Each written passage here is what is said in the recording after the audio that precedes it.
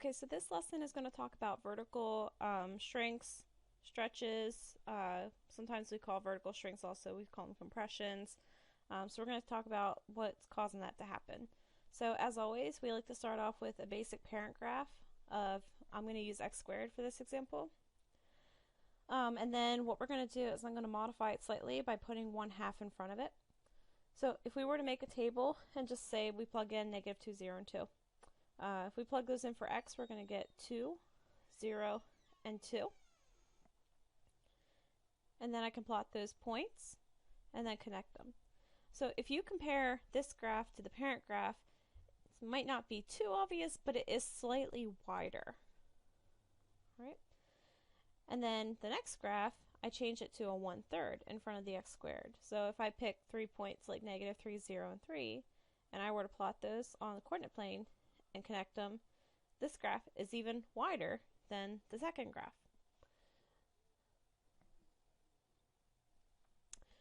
If we switch gears and we look at vertical stretches, I'm going to start with x squared. And then I'm going to make a table for, I'm going to use 2x squared, and I'm going to go ahead and make a table. -1, 0, and 1 are going to be my inputs, which would give me 2, 0, and 2.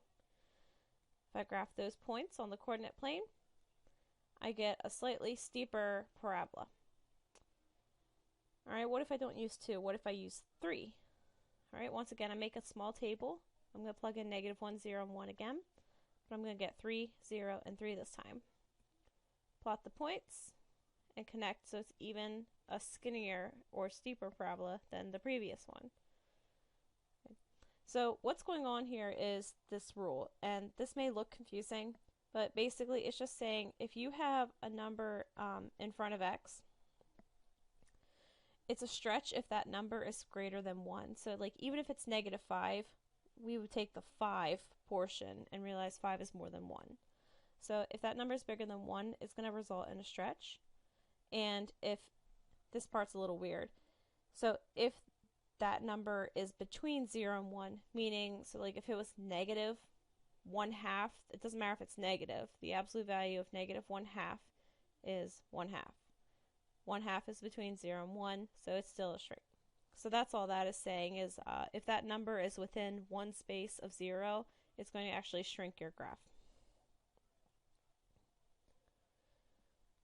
So the goal is to be able to use those little hints to help us describe the transformation. So when I describe transformations, I always list my stretches or shrinks first, and then I do my horizontal shifts or vertical shifts after that. Alright, so this one just has a 4 in front of the absolute value, so it's going to be a vertical stretch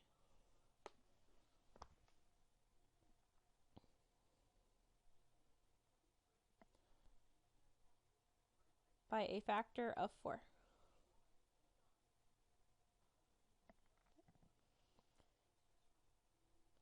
Right. If you look at number 2, you can see that there is a 1/3 in front of the group. So think of it like there's a 1/3 in front of the x. So fractions that are within one space would be vertical shrinks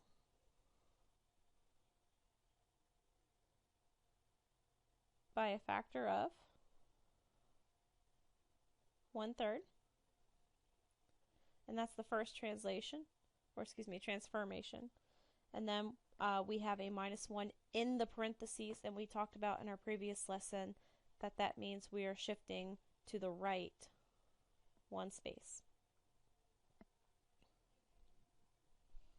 Number 3 is exactly like this, except we're going to be shifting left. So again, vertical shrink.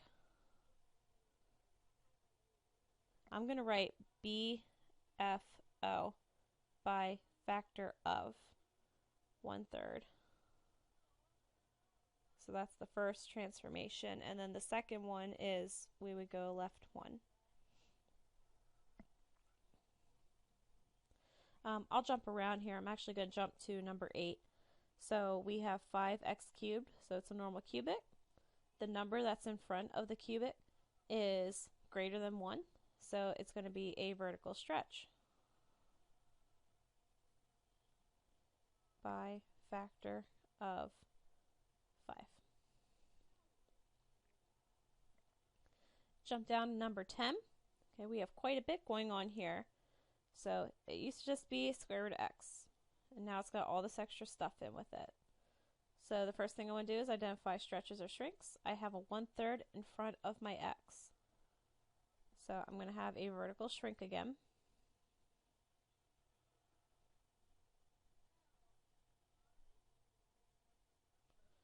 All right, that's one. You can mention the horizontal or vertical shift. It doesn't matter which one you want to do first. So it is going to go left 1. And it's also going to go down 2. I'm going to jump up to number 4 here. All right, so again, lots of stuff going on. This is a quadratic. So first off, it looks like it's going to get more narrow. So I want to start by saying vertical stretch by factor of 2. The +5 on the inside indicates left 5, and the -6 indicates down 6.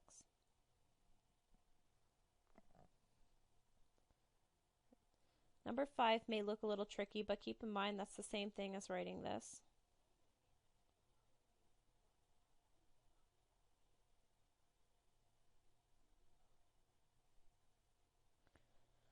Okay, so what does that mean for us? That means that the original function, all right, the 1 over x minus 3, that was multiplied by 1/2. So even though it looks like there's a 2 in front of this problem, you're actually taking the function and multiplying it by 1/2. So by rules, that means that it's a vertical shrink.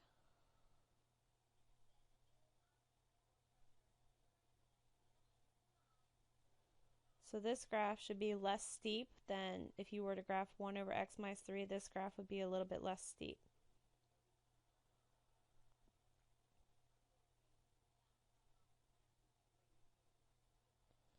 And then the -3, it's in parentheses, also means that we're going to shift right 3 units. So that one's tricky. All right, number 6, a little bit easier. So 2 plus x is the same thing as saying x plus 2, which would indicate left 2. Number 7, we have ourselves a vertical shrink by a factor of 1/4, right? It's less than 1. We have a -3 inside the parentheses, which indicates we're going to shift to the right 3 units.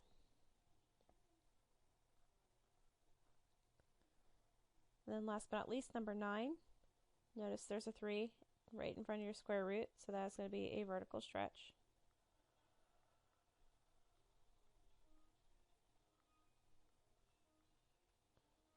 By a factor of 3. We also have this graph going left 1, but also down 2.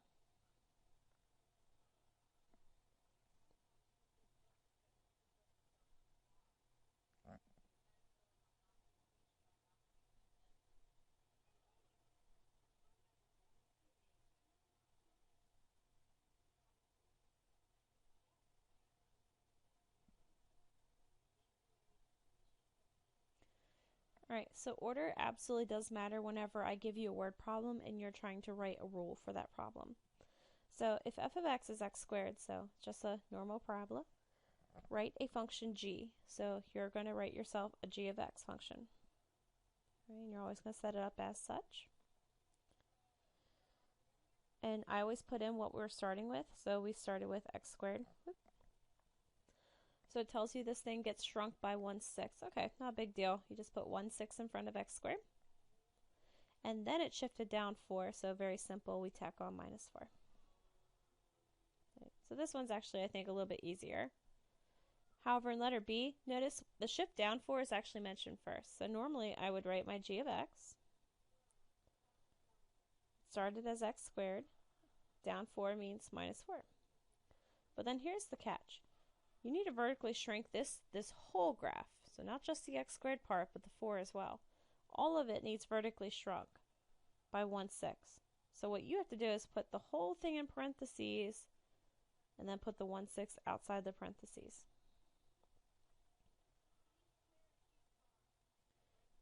And then we're going to multiply that 1/6 within. So I'm going to have 1/6 x squared minus 4/6, which is 2/3.